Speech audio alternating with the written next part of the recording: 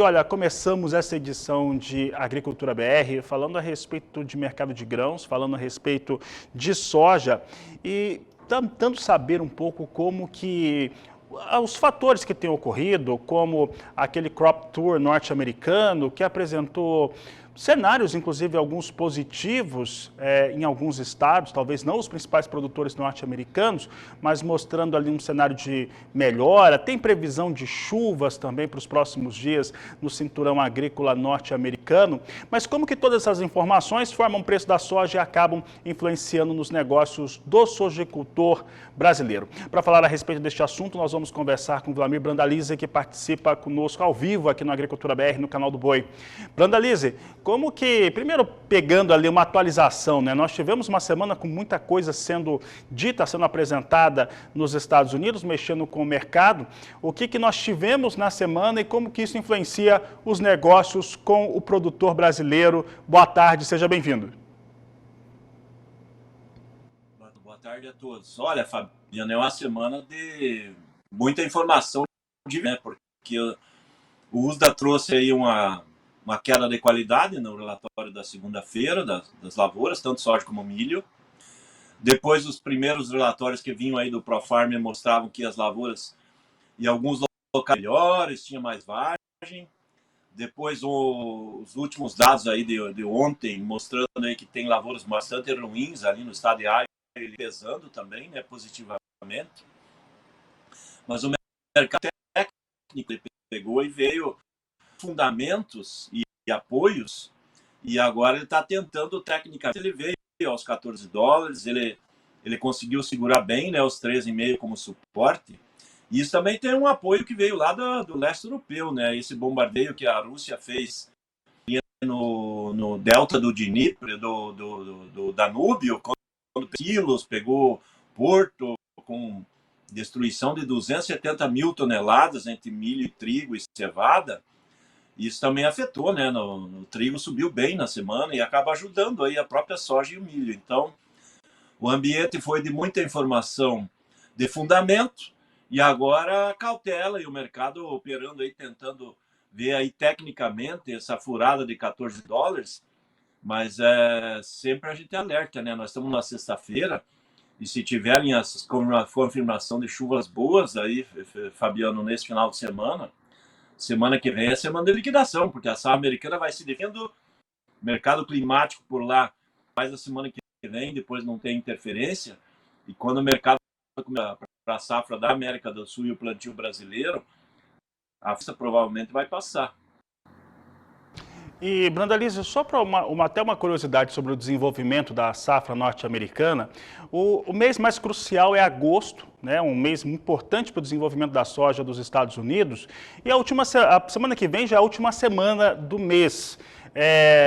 Esses dados que nós vamos ter no próximo relatório de oferta e demanda e aquilo que o acompanhamento de lavouras mostrar toda segunda-feira, já dá para dizer que é a verdade ou algo muito próximo à verdade da safra 23-24 dos Estados Unidos? Olha, no caso da soja eu acho que é. Na caso da soja hoje, pela qualidade das lavouras, ele está muito próximo aí do que a gente também espera aí, alto de 114 milhões de toneladas, 113,5, 14,5, dificilmente 115 milhões e também não dá para esperar que vai ficar abaixo de 113. Ou seja, a janela da soja ela está muito ajustada e os dados do USDA estão muito perto do que as condições dos campos aí estão mostrando. No caso do milho, já não. No caso do milho, as lavouras foram afetadas, esse clima quente está deixando muitas áreas com problemas ainda, não está conseguindo encher bem o grão, parte da espiga não tem grãos, e eu acredito que o número da safra de milho está mais otimista do que a realidade dos campos. Mas no caso da soja, eu acredito que no relatório já de setembro, o USDA não vai mudar muita coisa não, ele vai ficar muito perto disso aí, a não ser que continue mais 2 semanas de calor extremo e sem chuvas. E aí provavelmente pode cortar mais 1 milhão, 1,5 milhão de toneladas. Caso não aconteça isso, dificilmente o USDA vai mudar muita coisa. Nós vamos ir pouco acima de 114 milhões de toneladas, que é a que o USDA trouxe em agosto, né? Brandalize, para encerrarmos aqui a nossa conversa, falando do mercado de grãos como um todo, né, o mercado agrícola, e pensando em todos os cenários que a Rússia traz, né? A Rússia às vezes está silenciosa, de repente ela toma uma atitude como aquela que você acabou de nos trazer, teve 2 ou 3 dias de bombardeio em portos ucranianos, e isso mexe com o mercado. Aí, somado a isso, nós temos já essas definições de safra americana para soja, para milho.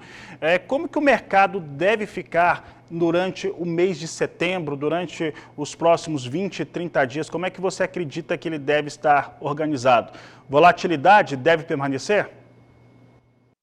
Esse efeito que a gente brinca sempre, é um mercado, porque daí ele vai ficar muito mais em cima do investidor, do olho aqui do clima da América do Sul, principalmente do Brasil, né, que setembro já é plantio brasileiro, e aí se o plantio começar a andar bem, as chuvas vierem, automaticamente isso vai ser aquele apelo de perder cotações lá em Chicago, né, porque o mercado, ele trabalhando, vamos dizer assim, bem perto, ia ser as máximas aí, por uma condição de safra americana do jeito que está se projetando agora, e com um crescimento de área no Brasil e um crescimento na expectativa maior da região. Dentro desses patamares, o mercado tende a trabalhar um dia com 5,10 para cima, de 5,10 para baixo, mas provavelmente com linear de leve baixa. Provavelmente ele vai perder o suporte, que hoje o suporte é muito forte nos 13,5 para praticamente todos os meses, porque o mercado, quando se aproxima da colheita americana, quando ele entra na fase de maturação, que é dentro de 2 semanas já tem as primeiras lavouras em maturação, ele acaba liquidando. Isso é típico do mercado das canas e do mercado de Chicago, ou seja, vai a colheita, há uma pressão de liquidação, porque daí depois entra a colheita, tem as entregas de soja americana e tudo isso acaba afetando o mercado com pressão baixista. E como não tem novidades importantes, como China muito agressiva, hoje a China comprou nos Estados Unidos. Um dos fatores que está deixando um pouquinho de alta hoje é que a China acabou levando aí umas 121 mil toneladas, parece que 2, 3 navios, e isso acaba ajudando, né? Mas daí ajustes finos, aquela pressãozinha de uma compra, daí o mercado fica sem comprador, ele acaba liquidando.